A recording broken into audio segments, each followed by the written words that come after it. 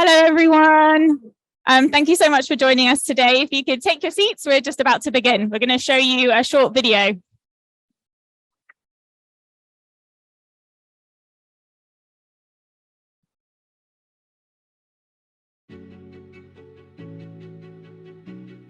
Not everyone experiences cities in the same way. Daily activities are easy for some and a struggle for others. The gap between those with access to basic services and those without creates daily burdens and disparities that echo for generations. This is the urban services divide. Over 1 billion people globally and 2 in 3 urban residents in low-income countries are underserved. For them, water may be available only a few hours a week, and access to jobs requires arduous and unsafe journeys. The results are costly, time-consuming, self-provision, and unhealthy, polluting practices. The cumulative human and environmental cost of the urban services divide impacts everyone. Closing it benefits us all.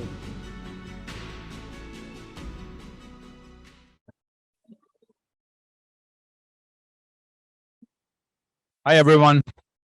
I actually can't hear anything. Can you hear anything? Put your headphones on, yeah. Huh? Channel 4. We actually purposely chose this noisy place to give you a sense of a thriving city in Global South. How it feels like.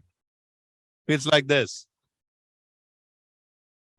We're going to get started. I just want to get you a moment to put your headphones on. I'll get started. I actually can't. Shall I put my headphones on? Then I can't hear myself, right? No, yeah, I can.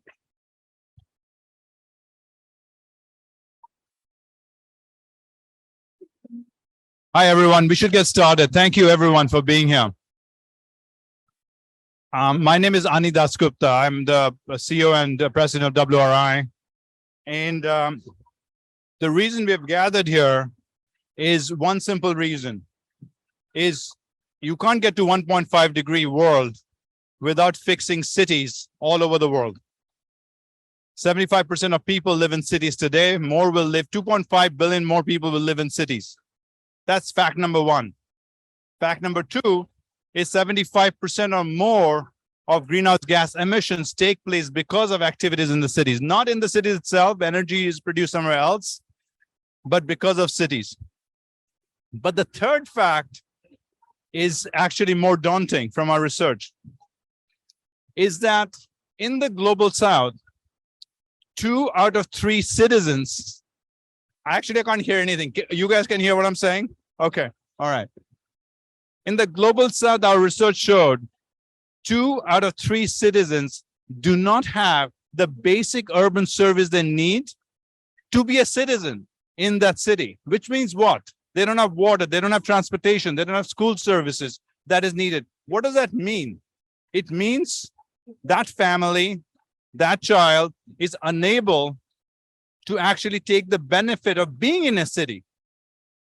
They get to breathe the polluted air, but they don't get to get the benefit, and they don't get to contribute to what the purpose of a city is for innovation and creating high quality of life. So this is the fact. This is all of us. If you won't come here if you didn't know that basic fact. We actually in WRI for last 5 years focused on this fact, that for a long time we have not connected the climate problem to the equity problem, the urban problem we have had. We have had discussion climate for 30 years. This is the 30th or 27th, I think, COP. But we haven't focused on where most people in the world live. Today, more than 50% of people in the world live in cities. And we have not focused on the equity or inequity, how it is directly contributes to emission and the way we live. So in a family in Ahmedabad, you'll hear from Bijal in a minute, doesn't have electric connection and runs a diesel generator for electricity. That billion people who live in slums, it'll never be 1.5 degree if they continue to live the way they have to live today. So given that, what we did in WRI for last 5 years, we actually did research not to investigate the question, but to ask the question, what should cities do? What is a path towards the outcome that is needed for cities that are really hard to manage. They don't have resources. They have a growing population. What should they do practically, mostly in global south, but is what we actually came up with is true for global north. We actually found out from our research, we did 15 papers, many case studies, 7 transformations that cities, you could not really see that because you were not wearing your headphones. We just showed you on the film what the 7 transformation, maybe after I finish, we will show it to you again. But we published this last year. I'm so happy. My friend and FCDO Director General Vijay, I'll call you in a minute. Together last year, we actually launched the report. What we want to do today, what we have done last year is taken the work, which is a research piece, and convert it into a handbook for decision maker, city leaders, financiers, people here, people like Vijay, that can use it to see, okay, what shall we do to transform our city towards a more equal, more green, more prosperous city? So what we're going to do today is launch that handbook together and actually engage our panelists, who each one of them are phenomenal practitioners from different parts of city building, financiers, community organizers, mayors, they will all be here. We're going to ask them, how can they use this knowledge to actually transform city? What can we learn from it?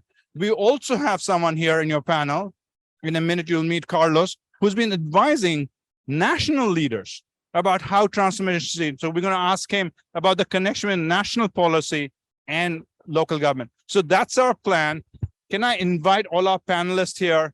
Let's launch it. No, sorry. I want to do one more thing first. Sorry. Forgive me. I actually want to invite Vijay back. Vijay, you and I were in a panel last year when we launched this report. I want you to reflect. FCDO, which Vijay is the Director General of, has been thinking a lot on not only climate, but cities, one of the few bilaterals that is focused on the urban agenda. Can I invite you over here, Vijay, to share your reflections from that discussion and where we are today? Thank you. Can you see I can keep my notes some of that? Yeah, you can put in notes. I'll...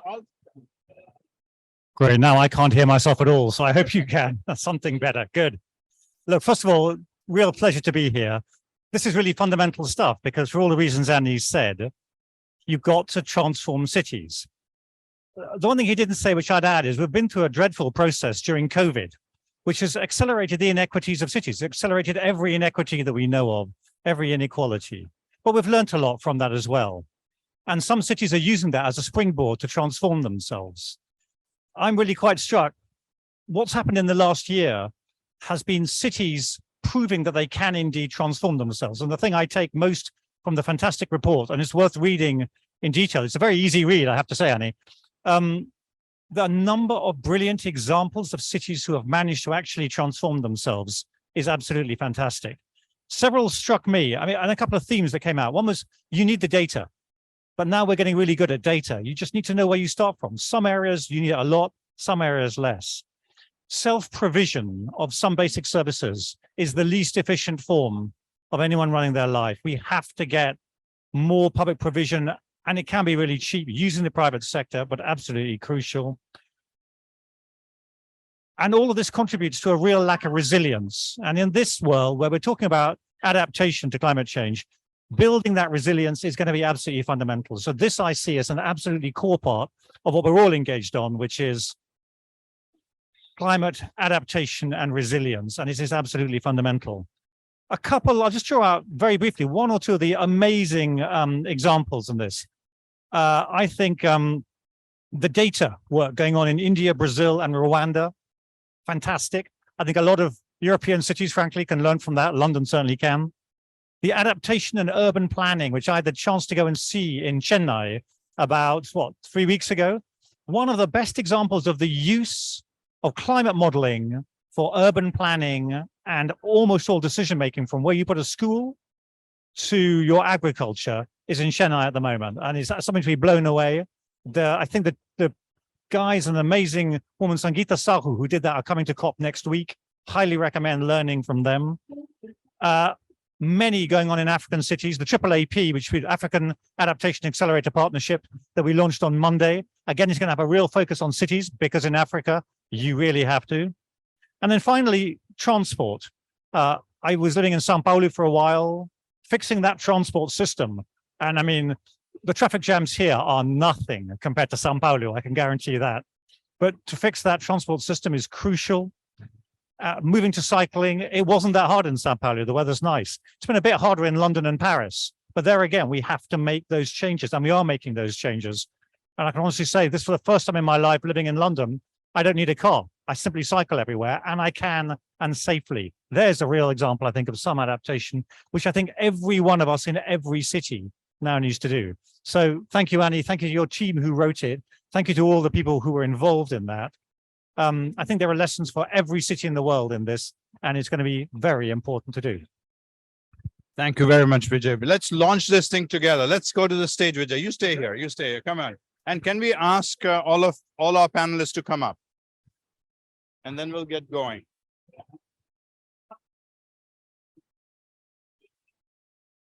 So we are launching this very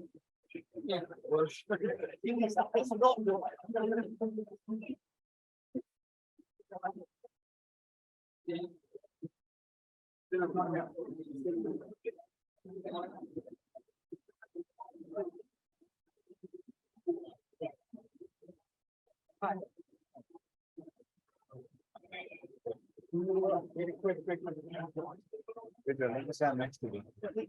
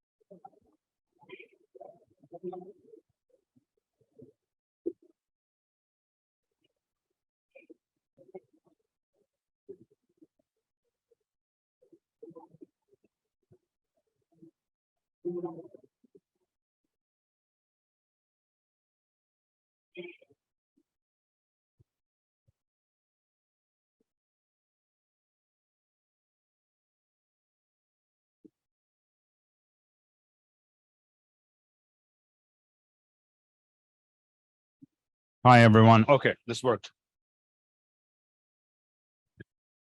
Hi, everyone. I hope you can all hear me. You have your thing on.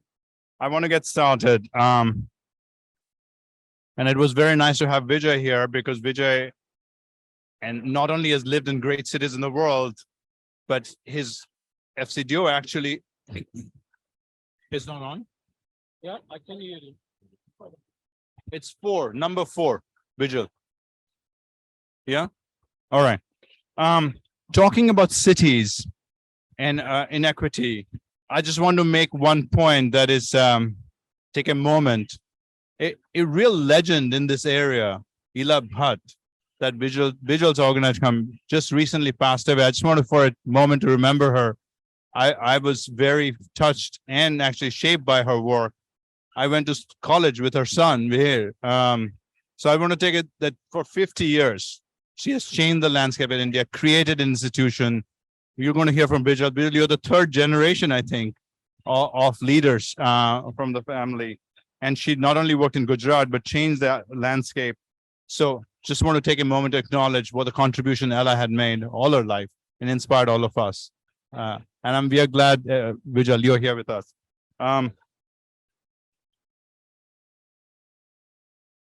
A great honor, but I must say that she has left behind a great legacy in all of us, in all the millions of women workers who we are working with. And I think the movement will not stop with her. And I think that's where, she's led a full life. Thank you. Thank you. All right, let's start this with a city leader. Luis, you ready?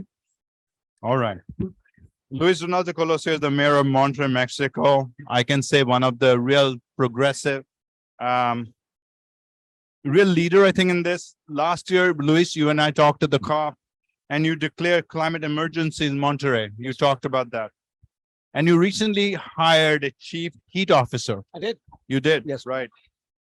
So you are kind of facing the shifts that's taking place in your city today, and you're reacting to that. I'm always been interested what cities do and what national governments do to help or not help them. So I want to ask you, Luis, these steps you're taking to adjust your city, how you govern a city, and how is your relation with, tell us what you're doing in your city, but also relation with your national government. First, thank you for having me. I'm very excited to be here again. Very excited to be able to share this panel with all of you. Especially nice to you, Kanani. I want to start by echoing what you were saying earlier, that cities are not what they once were, because cities are designed to be a tool for human development. That's the reason of cities. That's the whole purpose. This congregation of services and opportunities for people to more easily access conditions for their own development, cognitive development, academic development, labor development. But the fact is that the overgrowth of cities has really impacted on that particular purpose that cities once held. That means that right now, many people, like you were saying, are completely disenfranchised. And here's a harsh reality. No government, no national government alone is ever going to be able to comply with their NDCs if we do not localize climate action into cities. We talked about it last year. Here's another harsh reality. No city alone is going to be able to do this by themselves, because cities are lacking the resources, both economical and technical resources, the people skills, and the support that we once need. So what we need is, obviously new solutions and to implement these new solutions, but the key is collaboration, innovation through collaboration. And for that, cities, something paramount to us is the support from our national governments, because we're still talking at global summits, and we are making accords on the global level. And those accords are being implemented by national governments. If our national government is not invested in this race, cities that are really, really engaged in complying with these NDCs are not going to be able to do this unless we reach out. Right now, the conditions that we have in Mexico is that we have, sadly, regrettably, a national government that's regressing in its public policy, in energy consumption and generation, in waste management, in city support. We're going backwards, really backwards, and it's disheartening, and it's stressful, and it's catastrophic. So this is why we really need to step up as municipal governments, because otherwise, I mean, you said it yourself in your introduction. Cities are responsible for at least 70% of all global emissions, responsible in one way or another. So we need as cities to step up and really engage in a much more active manner in order to meet our NDCs, both locally, nationally, and globally, despite our bad governments. Right now, I was telling a couple of colleagues a couple of days ago, when they asked, well, what do we do in Mexico? How do we turn the tables right now? How do we make the government hear us? And I told them, what we need to do is engage between local governments, procure metropolitan cooperation, reach out to international and global organizations, like the Chief Heat Officer Initiative is precisely one of those collaborations that we got into since the last COP. The climate action plan that we're building right now, we're doing thanks to the corporate collaboration with WRI. We need to do that right now, and that's pretty much the only thing that we can do, but it's also the most powerful thing that we can do. And in the meantime, weather out the storm, ride out the storm, because it's not looking, it's bleak, it's bleak. But that's, the reality is that even if we had a very invested national government, if cities do not step up, nothing's going to be done in the time frame that we've set out to comply. I mean, Luis, our work has always, our research has always shown that especially in the developing countries, the relation with national government, local government is critical for the outcome. When I come to Carlos, I'm going to ask the question from the other side. And in NDCs, we still don't see urban commitments after all these years of talking about it. And without that, with the urban leadership is not part of the question, it's very difficult to actually go forward. I'm going to come back to you. Let me go to Vijay, can I go to you? One of the things when we did this work, one of the things that came out of our work was that we focused a lot on employment because this is about what the prosperity is about. And of course we found majority, 70% in some places, 60% are termed as informal employment, right? Of whatever kind, and informal. And also we found when cities do provide services, they provide to the 20 or 30% formal part. Even businesses, I'm not talking about household, businesses. So you have actually focused, this is what Ella did, focus on informality from the beginning. Would love to hear from you what you're doing with local government to get services to the informal part of or so-called informal part of the city. So what we have been, one of the big campaigns that we have. Yeah, it's on. Okay. Bring it closer, Ella. Sorry. One of the big campaigns, at least, that we have been, taking up with the cities and with the national governments, is that we are an organization that are primarily working on housing and habitat.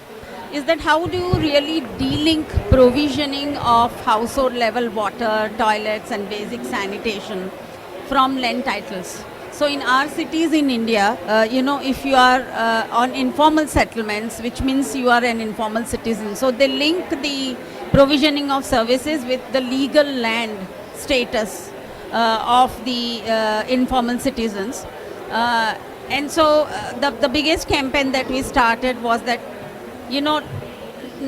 not make legal land title a precursor to provisioning of household level services, to which every citizen in India is entitled to.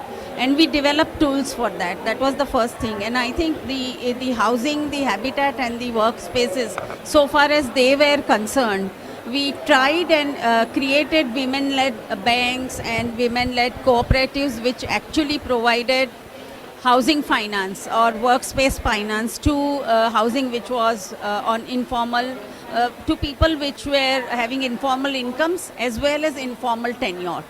So I think when you crack that equation, that how do you deliver finance to people with informal income and informal tenure, then it really starts improving. So that's what we have done. And at the same time, our women have been trained and capacitated to sort of talk to governments directly and, sit on the same table, use the language that, you and I are using. We have capacitated them in the same way so that the government actually listens. And through a combination of these strategies, we have been able to, improve the conditions quite a lot.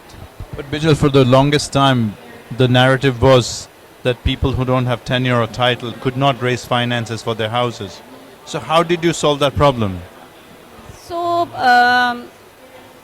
while they did not have legal title, we found that there is something which is called de facto tenure. So not necessarily, so the two elements of that was that while they did not have legal title, we understood they'll never get evicted. So for example, one of the things is that if you are on private lands, in India at least, you never get evicted.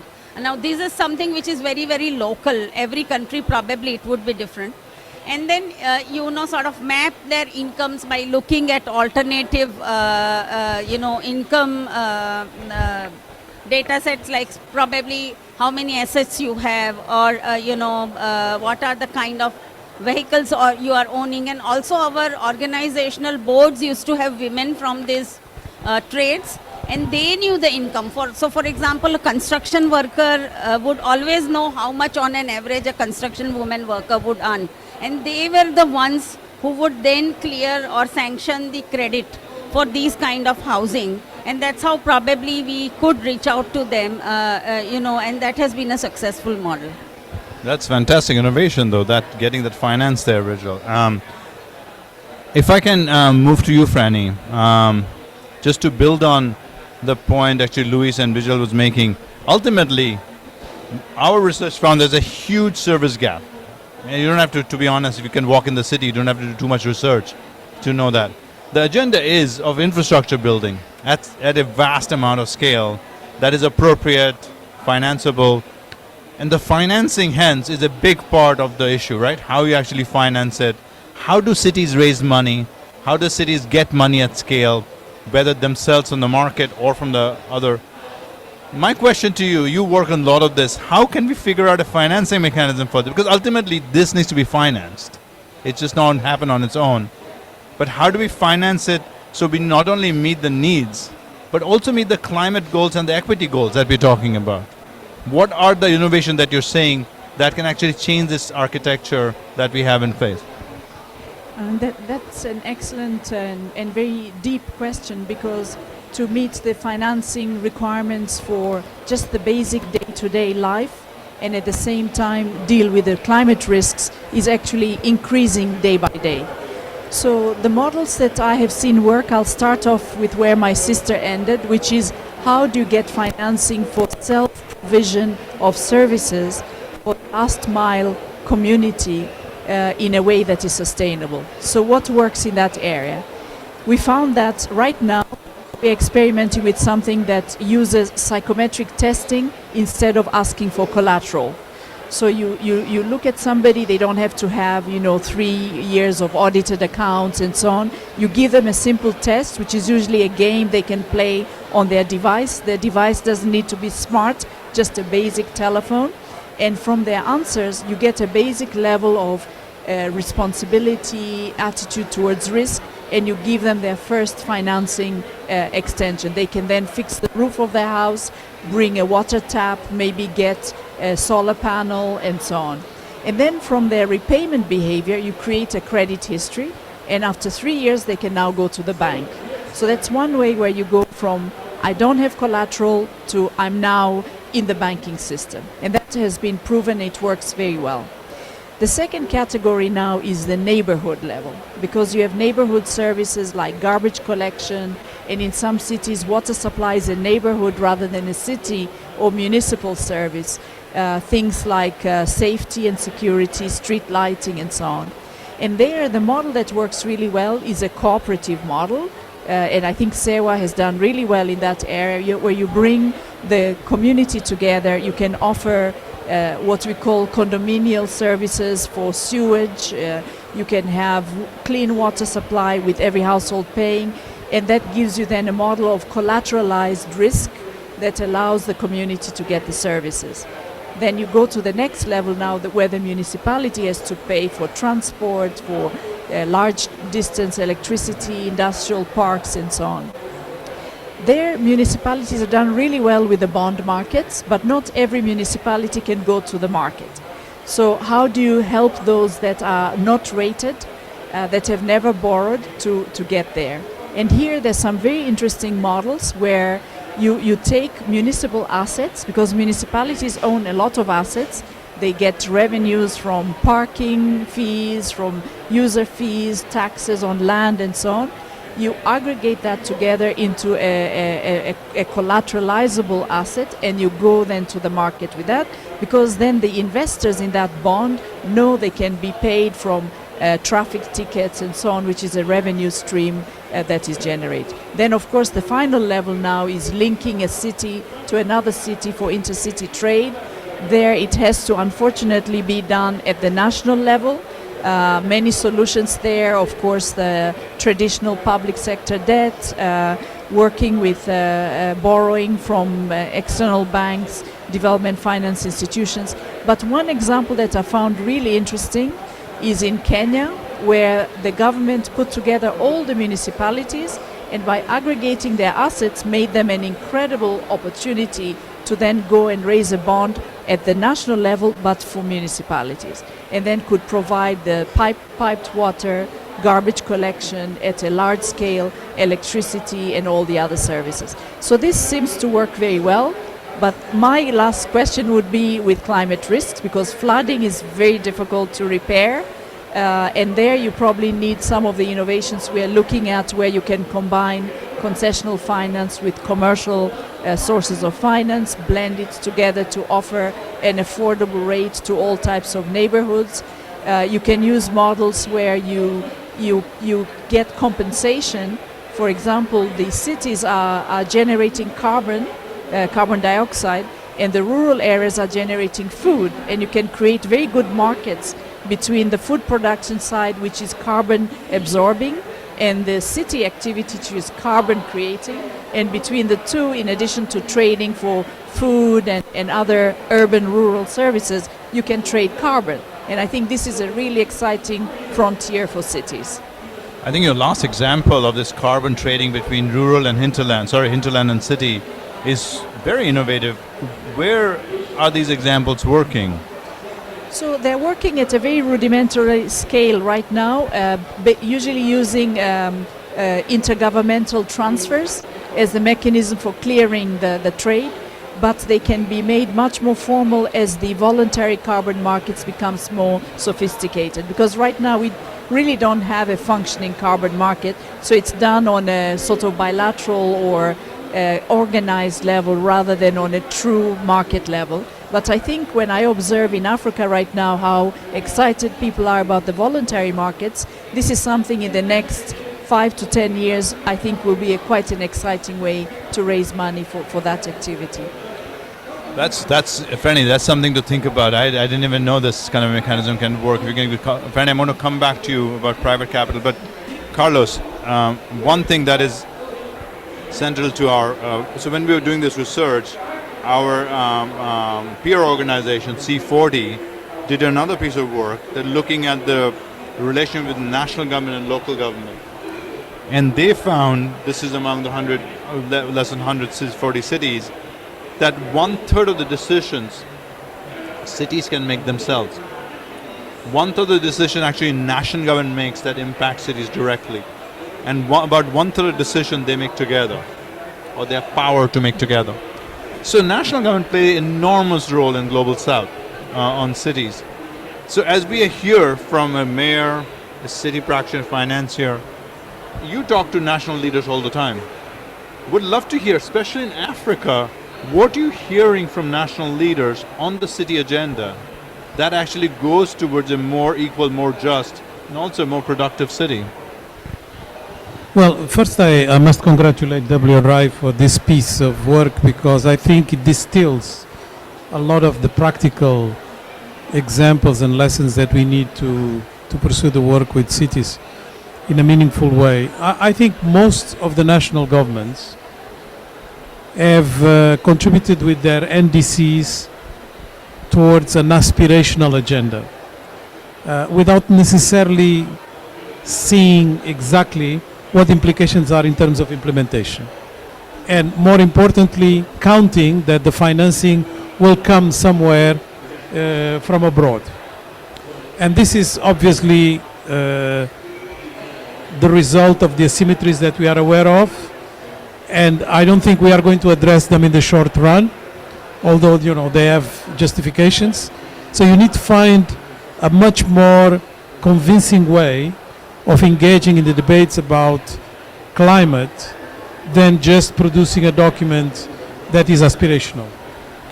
And the trouble is that a lot of the activities that you can do in countries like in Africa, and this includes obviously the cities with our incredible rate of urbanization, is on adaptation. Now, the adaptation brings with it a very important challenge, the metrics. The metrics are not very convincible for bankable projects. It's more metrics that are, you know, important for the planet, important for the climate, but very difficult to sell when you want to obtain resources. And therefore, you need to put in place an ecosystem that is going to be friendly to the cities. And I'm struck with countries moving quite fast in doing so when, you know, you have a national policy that is coherent. It's not a policy for the cities. It's a policy for the country. You are engaged in structural transformation. When you are engaged in structural transformation, you have three ingredients that are absolutely essential. You have to be ambitious because you have to take into account megatrends. And one of the megatrends in Africa that is particularly relevant is the demographic megatrend, because things are changing so fast. Then you have to have a sense of priorities. You have to be focused. So the focus is an absolute must. And then with focus, you need alignment to follow. And this alignment produces incredible results. And I think, we can give some examples. Franny and I would, immediately think of countries specifically. You have mentioned Rwanda, we can mention Morocco, we can mention Togo, we can mention a number of countries that are doing the right things. And when they do that at the national level, and you have that characteristic of ambition, focus, and alignment, it is easier for the cities to find the right ecosystem that protects their actions and that protect their activities in many areas, including in climate action. When we had the pandemic, we saw how things can move even faster. Because what happened is that a lot of the social security systems in Africa are extremely fragile. And some countries innovated with digital solutions that leapfrogged huge complexities that impeded before people from accessing resources. And you could see that this type of innovations could be applied in so many different ways, because it was using geolocation, it was using many instruments of digitalization that are absolutely available to the cities today that can facilitate this leapfrogging. So, but you are not going to be able to do that without having, sort of the national level fixed. Not completely fixed, but at least friendlier than it is right now. I think the point you just made about we have learned a lot of things during this pandemic, bad things, but also good things. You just mentioned that. I very much like your point about alignment. And Luis, I'm going to come to you, because the point Carlos is simply making, the vertical alignment between the national government, in India's case, or in Mexico's case, the state government, or in some places, province government, the local government, is very important to get transformational change done, right? Yes. So Luis, let me ask you, you're going to get the mic, yeah.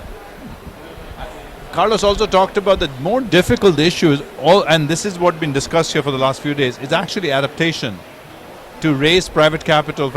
So share with us, how are you financing these things in your city? No, seriously though. Yeah, we need both strategies, because we need adaptation urgently. We need to have resilience in order to survive. But we also need to work on mitigation, and not just mitigation of the current emissions, but we also have to control that no new emissions are being created by up-and-coming cities or up-and-coming societies. So we need to bear that in mind. When we urge the federal government, for example, for economical support, and we don't find that door being held open for us, well, we have to get creative. We need to design these new localized financial solutions that bypass national barriers. Because, I'm a city government. I don't have sovereign guarantees for big banking institutions that can just, bankroll my green infrastructure projects. So that's why I have created this, not just myself, a covenant of mayors in the metro area. We have designed this collaboration scheme in which we share sources, not economical, because not many of us have too many resources to go around, but the state government has stepped in. I have to say that, and I'm grateful for it. The state government has stepped in and has helped many of our green infrastructure projects. We have this project that started in our city of Monterrey, and I escalated it, I put it on the table, and we were able to escalate it to a metropolitan green corridor project. Sustainable mobility, aggressive reforestation schemes, and the state government said, if you're going to do it at the metropolitan level, I will pay 50% of that share of that project. So that's going on right now. And obviously, well, international relations also serve us very, very well. Last year at the COP, we were able to secure financing and key strategic alliances in order to implement our local climate plan. And again, this is something that I brought home from the COP, and I shared with my fellow mayors in the metro area. Nothing I take home from I bring home from the COP, I keep it for myself. I like to share. And in this sense, the local climate action plan for Monterrey became the metropolitan climate action plan for the metro area of Monterrey. Also, well, with key foundations, for example, yesterday I was able to secure $25 million in financing for a green corridor system and urban park system for Monterrey, and I also want to share it with my fellow mayors. And I mean, you have to get creative. I think that's my take on it. My 2 cents. You have to get creative. If your federal government is not willing to fund these things, and you don't have enough resources to fund these things, well, you have to reach out to your neighbors, to other organizations, but especially to people that care and have the resources readily available. But I think, and I want to just echo a little bit what Carlos was saying, because we really need to create conditions that ensure a return of investment for potential investors that want to invest in mitigation, but especially adaptation projects are not very bankable right now. And that's where we also need to get creative, and that's, well, I think that's a question I would like to ask you all. No, I think, first of all, Luis, not many people can say that they got money in COP. I hope everyone can say that. So I'm very happy to hear that you want to go back with some resources for your city. So it's a very good thing. I hope all the countries can say that. I do want to focus on one thing you just said about COP and the resources. Vijay, I want to know, Pandora, how much time do we have? Where's Pandora? Come and tell me in a minute. You know, one of the things that has happened in today is what, Thursday, like last 4 days, is the agreement on loss and damage being part of the agenda. So right now they're negotiating. Some of us who've been talking and fighting about this are very excited. This is a very big issue from the state you come from. Adaptation, loss and damage, heat-related stress. I want to hear from you a little bit. What are you doing on this topic with the city right now on adaptation, which both Carlos and Luis pointed out, it is the most difficult thing actually to finance? Yeah, it's the most difficult thing actually to finance. But what we have been trying to do is, on, say, for instances like heat, because it's a given in a country like India. We, started working with our communities, and then they said that, their income losses, for example, you just mentioned loss and damage, were increasing considerably during the heat season because, the productivity was being reduced to 1/3, simply because the kind of houses they were living in were just brewing heat, so the outside was much cooler. So they said that they wanted cool roofs, and we started working on solutions for cool roof. Unfortunately, that was not a part of our city heat action plan, which was only, focused much more on early warning systems and hospital readiness. So then our communities went to the city, which already had a city heat action plan, and said that can we have, cooling as a part of that component? Can we have greening also as a part of the urban the heat action plan, so that it becomes more and more holistic? And sure enough, the city thankfully listened. So that's how we. I'll give you another example. Several small cities in India, we are going to hit the ground zero. That's been sort of forecasted by our government. Several cities in terms of water. For water. Now, several small cities in India, they do have, so many wells, which are reservoirs of water. But the moment you get piped water supply, the community tends to sort of, close those open wells.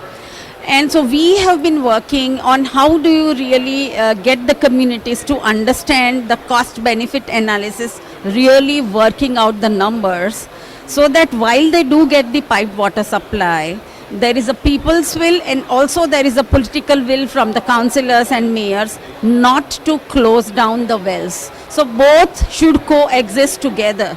So while you create new infrastructure, you also maintain whatever traditional resources you have just for the value of the fact that it will help you adapt. But you really have to give very, very local level numbers and cost benefit analysis and keep reiterating those messages so that it just doesn't go out of the focus of the city. And which is the places you work in, cities you're working, do you see now cities have adaptation plans? So the issue is that we have started having climate action plans, a lot of on which WRI is also working. The issue in our cities, Ani, is that the urban development plans or the infrastructure development plans are still working separately from the climate action plans, and unless and until you intersect the urban development plans with the climate action plan, it's not really going to work out. And people don't really understand what it is, to come to the intersection. So many of the government, government functionaries, even the civil society organizations that we are working with, it's a science and we really, really need to unpack it and demystify it. And so that in a way, it doesn't remain in the research papers or in the thesis. I'm happy to see this handbook because it can become a tool and not remain in those scientific papers that, the world is creating. I mean, that's what we're trying. So, Luis, is Monterrey figured out how to integrate traditional urban planning with climate planning? If yes, maybe we could help bridge this. A little bit. Well, I want to say just, and I was actually writing this down because we have to look for new technologies and we have to reach out and see what's working in other parts of the world, but we also have to go back to basics and implement nature-based solutions. So yes, we need new ways for mobility and paved new roads and new highways because we still use automobiles and cities are still very auto-centric, regrettably. But then we implement other solutions to connect key points of the city with green corridors, for example, or with cycling lanes. And you implement during that, you take advantage of that implementation in order to implement reforestation all along those interventions. So it's a mixture of everything. What you need to do is also just get people engaged. Otherwise, you're going to have a lot of pushback from the people that are, paradigmically, we're all used to living in certain lifestyles that go against our best interests. That's true. And that is a key aspect of a city's work, is also to engage new solutions alongside or side by side with the people. And that's a key element in our work. Seems like you need a mayor like Luis in Ahmedabad, and Luis needs someone like you in Monterrey. I think that's what's needed. Sorry, did you want to say something? No, Franny, one thing I wanted to ask you, which I should have asked you first time. Last few days, there's been a lot of discussion about how the financing problem has to have private capital to solve it, because public capital that we have, both internationally and domestically, it just doesn't add up to the numbers we are seeing. Numbers we have published, numbers others have published. Can you share with us, in my work and the work that we have done, finding private capital flow at scale for local government has been really a vexing problem. Do you see some sunlight, some sunrise happening that we are going to fix this and move forward? I was very happy when the mayor talked about reforestation in cities, because it gives me a chance to talk about an innovation in finance. If you have concessional finance or a grant or philanthropic capital and you give it to a city or a neighborhood, $1 gives you $1 on the spending side. But there is an opportunity to actually use those resources in a different way and go with, say, the National Development Bank or another bank that's responsible for city development to the markets, and use that concessional capital or grant to pay down the cost of capital. This way you go from $1 to between $6 and $10. So you can really leverage and multiply the resources in a very, very quick way. And I was just thinking, as you were saying, because of the negotiations going on here about loss and damage, could we treat loss and damage the way HIPIC was done? To say that you do a big one-time transfer to countries, to cities, for previous damage, and cities and countries use those resources to leverage capital in the markets and multiply that multiple fold to deal with the climate risks that we're facing. That would be a tremendous contribution. And once you have that, of course, because cities are big revenue earning machines, they can then have those resources for the long haul. I just, as you said, it struck me, we haven't thought about this for loss and damage, but could it be a way? Because HIPIC was quite successful up until COVID, and then of course countries had to borrow again and get indebted again. But up until COVID, we were doing pretty well. I haven't. This is an incredibly innovative idea. We need to get Vikram Nehru back into the discussion. I just want to, for all Luis and all the mayors, what Franny just said, the first part of our answer of leveraging capital. I'm not going to go to Luis anymore. I don't have time. I'm going to go to Carlos. Leveraging capital, Franny just did it. Take $500 million, made it $2 billion. Just, she announced yesterday, for restoration of forests and agricultural land in Africa. Something we thought was very difficult to finance normally, forget with private capital. So it is possible. She's demonstrating it. So I hope we can do this in scale. My last question, then they're going to throw us out of here. You know, you talked about a very interesting thing. You said transformation can only take place if three things are in place. One is alignment, but also ambition, right? And focus. In our work, we see a lot of this ambition or momentum is actually from local leaders who are trying to transform, change. So it seems can it happen bottom up and rather than just top down for transformational change at a national level? Because we absolutely need transformational change. How can we harness the political momentum we have in cities that need it because they face their citizens every day to bring this alignment, this transformation you're talking about? Well, I'll give you two examples of the city where I live, which is Cape Town in South Africa. That doesn't count. No, but it's a very interesting because it's a very unequal city. And you know, it's the theme of our panel here.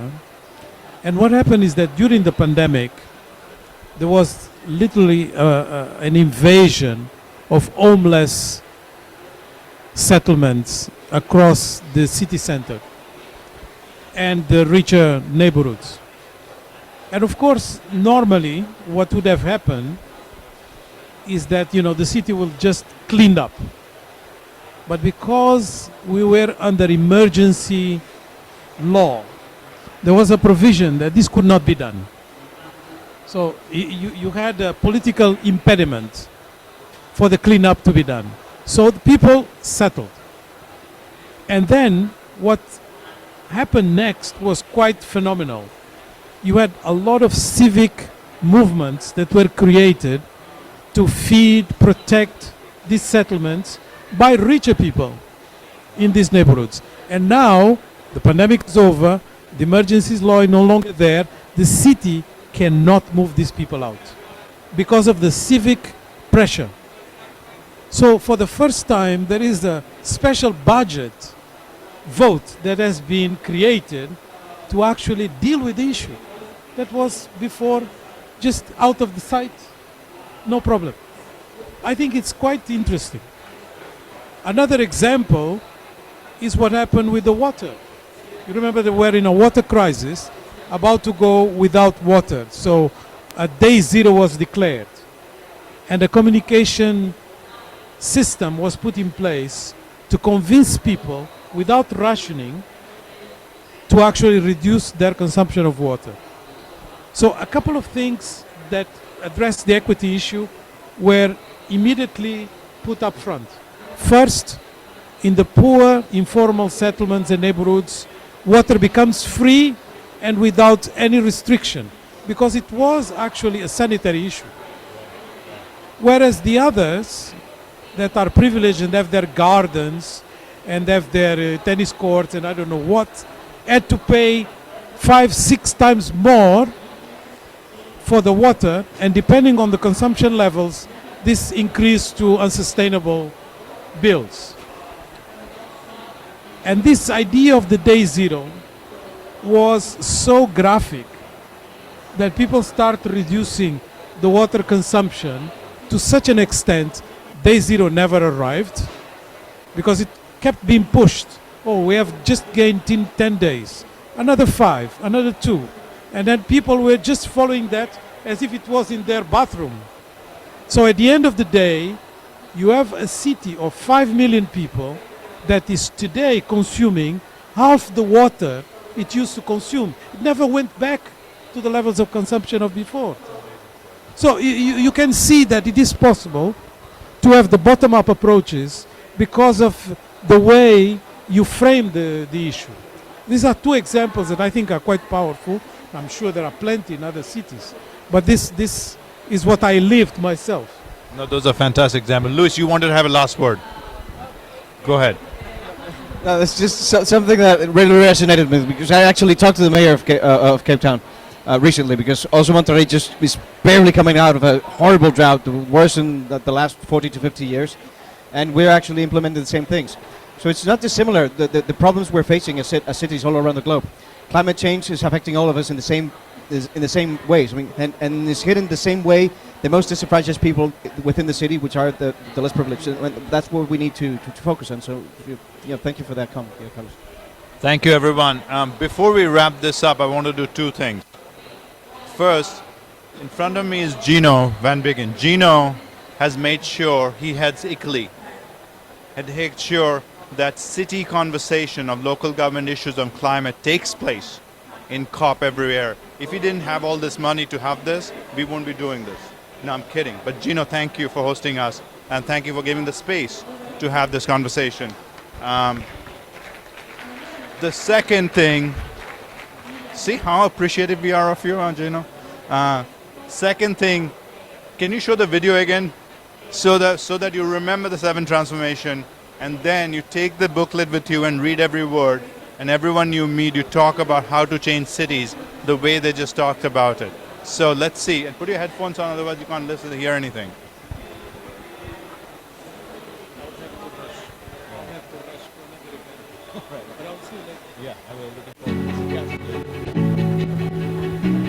Throughout history, cities have concentrated talent, fueled productivity, and nurtured innovation. But today, soaring inequality is stifling livelihoods and dragging down growth.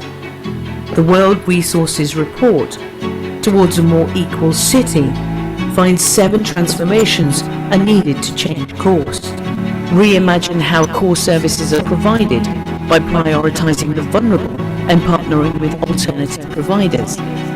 Include the excluded by gathering granular data at local and community levels and recognising the informal economy, and enable transformative change through better targeted financing, effective spatial planning, and inclusive, well-coordinated governance.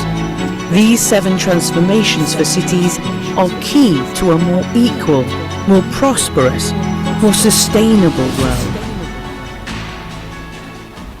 Thank you, everyone, for being here. Please thank our fantastic panel. Thank you.